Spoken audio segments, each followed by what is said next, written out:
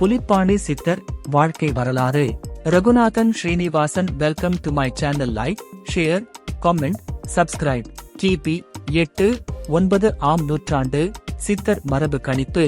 தென் தமிழகம், மதுரை, திருநெல்வேலி மண்டலம். புலிப்பாணி சித்தர் ஒரு ஆன்மீக குடும்பத்தில் பிறந்தார். இளமையிலேயே உலக இன்பங்களில் விருப்பு குறைந்தது. அதிகாலை பணியில் ஆலமரத்தடியில் தியானம் செய்யும் இளம் புலிப்பாணி. இமயமலை குகை ஒளிரும் ஆன்மீக ஆற்றல். அகத்திய முனிவர் புலிப்பாணிக்கு உபதேசம் செய்தல். தாவரங்களின் விரிவான சித்தரிப்பு. அடர்ந்த காட்டில் அரிய மூலிகைகளை சேகரிக்கும் சித்தர்.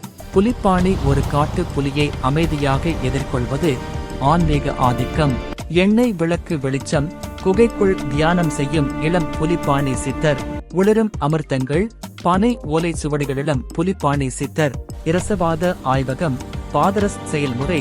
மாயாஜால குகை புலிப்பாணி சித்தர். சித்தர் கிராம மக்களுக்கு சிகிச்சை அளித்தல். கருணை. கிராமப்புற தமிழ் சூழல். சித்தர்களின் போதனைகளை கேட்கும் சீடர்கள். வன ஆசிரமம்.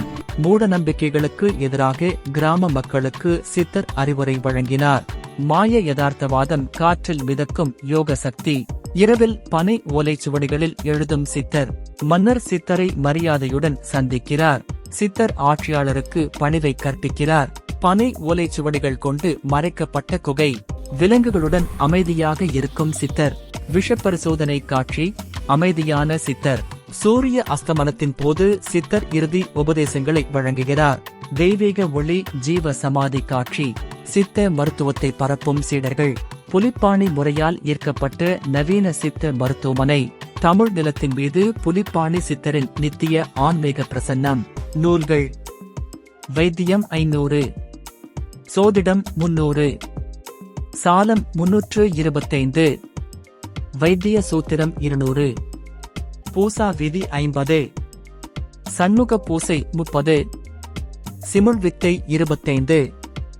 சூத்திர ஞானம் 12. சூத்திரம் 90. புலிப்பாணி வைத்தியசாரம். தன் குருநாதர் போகர் வாழ்ந்த பழனியிலேயே சமாதியாகிவிட்டதாக கூறப்படுகிறது.